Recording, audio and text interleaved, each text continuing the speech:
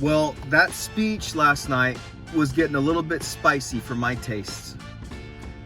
President Biden is going after his political opponents. He's going after President Trump. And if he can go after President Trump, what can he do to you? I think that we should expect to see President Trump indicted in the coming days. I say that. Very sad to have to say that.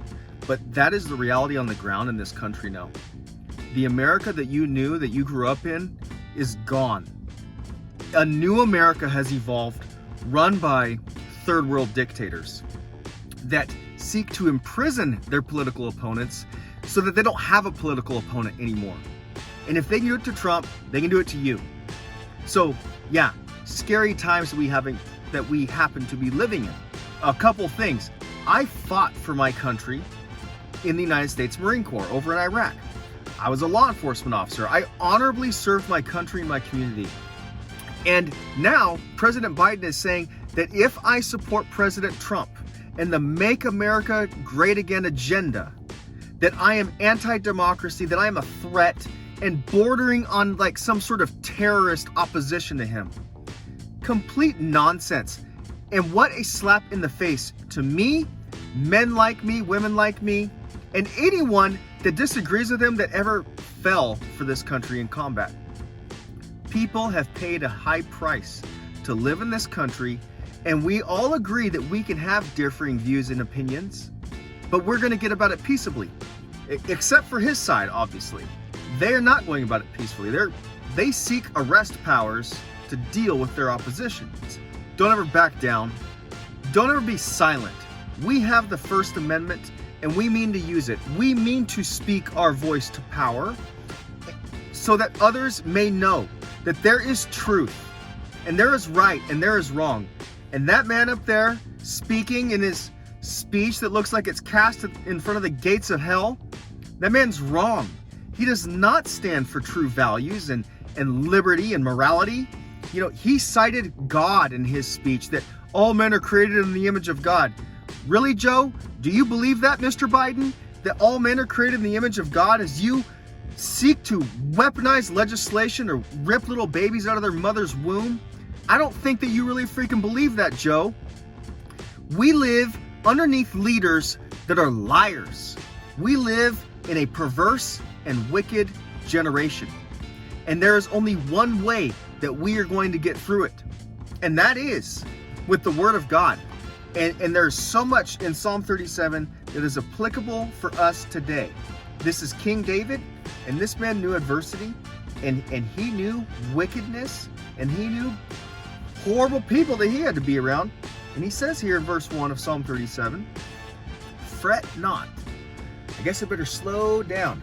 David says, fret not. You calm down, take a little breath here, catch a breather. Fret not yourself because of evildoers.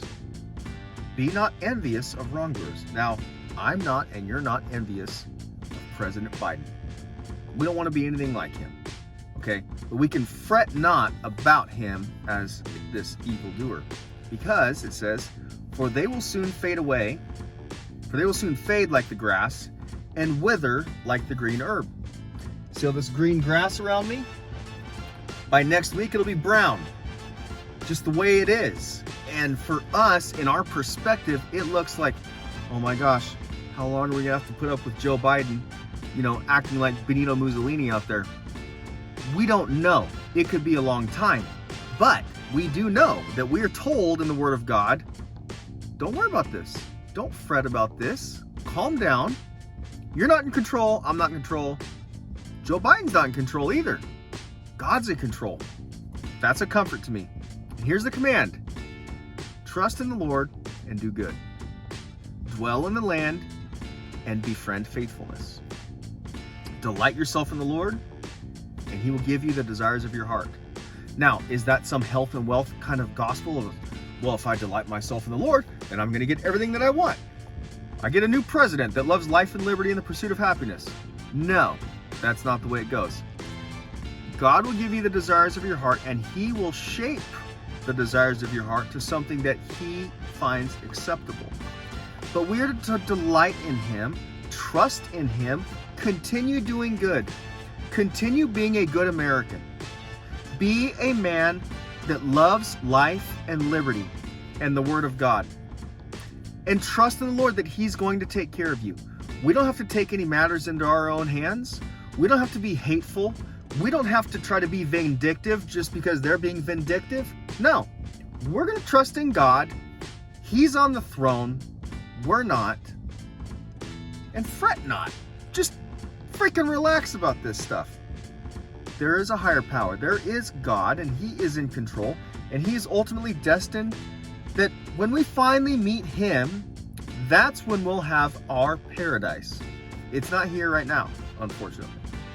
So, just the way things are. I hope this has given you a little bit of pause, a little bit of comfort in times like these. And one thing I would encourage you is check out Psalm 37 for yourself, because you are going to find so much in there for how to live in a wicked and perverse generation and living under wicked dictatorial rulers like President Biden. Psalm 37 is the chapter for you if you liked and enjoyed this video. So, with that, hopefully I will see you next time. Day of Battle out.